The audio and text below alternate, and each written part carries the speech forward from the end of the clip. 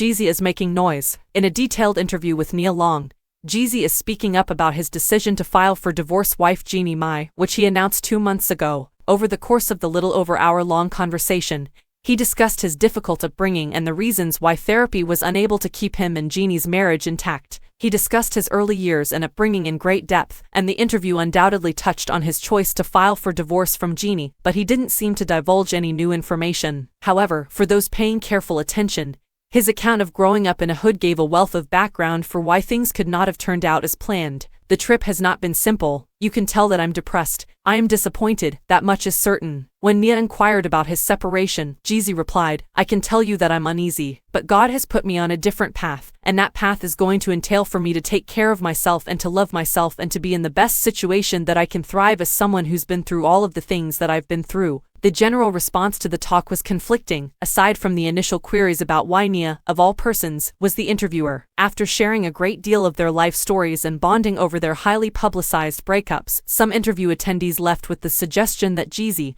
and Nia should get romantically involved. She was a terrific pick for the interview, in my opinion, for that reason alone among many others. Some of what she revealed throughout the interview indicated that she, too, grew up in the neighborhood and dated men who looked precisely like him for years. However, it's possible that his marriage to Jeannie lacked the mutual understanding they had from the beginning. Talk about Jeezy and Jeannie's interracial relationship was prevalent when they first started dating. Jeannie frequently made statements on the reel that demonstrated her fetishization of black men, such as this one in which she said she liked to have dark meat on the side, underscoring her natural attraction to black men even if she married a white man. The similar response was given to Jeezy, who had 3 black children from 3 separate mothers, but many people disapproved of his choice to wed an Asian woman. Social media users persisted in claiming that Nia's marriage to Jeannie was an attempt for him to elevate himself after the interview with Nia was made public. His comments about needing sisters in the interview when he was at his lowest point caused a lot of people to take offense. We witnessed this mentality of turning to black women only when necessary.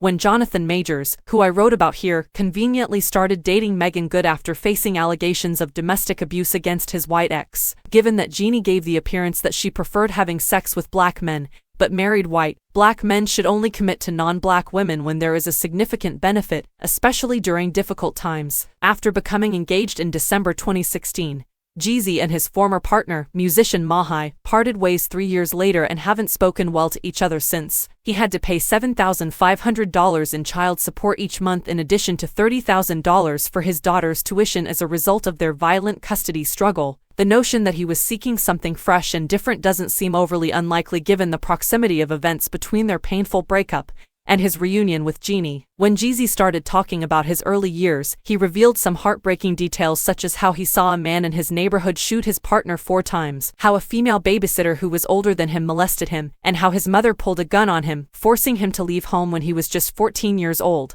When it came to how all of these experiences affected his capacity to accept love and be open and vulnerable in his relationships, which included his friendships, Jeezy was very open about it. However, it seems to me that he was understandably and probably not emotionally available during his marriage. It is evident that there were many important distinctions in their upbringing, trauma management skills, and, possibly most importantly, willingness to stick with their spouse through thick and bad. Clearly, neither party made this decision together. On this website, I've written a lot on marriage and relationships. The idea that Jeezy tried everything to make it work is completely rejected by me, even though I am always grateful and aware of the complexities surrounding any couple's decision to get married, stay together, or divorce. Instead, I have come to realize how difficult marriages can be and how different Jeezy and Jeannie's upbringing and paths may have been. So he made the decision to give up. To be clear, I'm not making any judgments when I say that. I so entirely understand his notion that he was safer or better off on his own. I've left relationships for less. Though there are rumors that she may have cheated given the title of his record, I believe the reason there is so much interest in this breakup in particular is because there was no one particular factor that led to their breakup.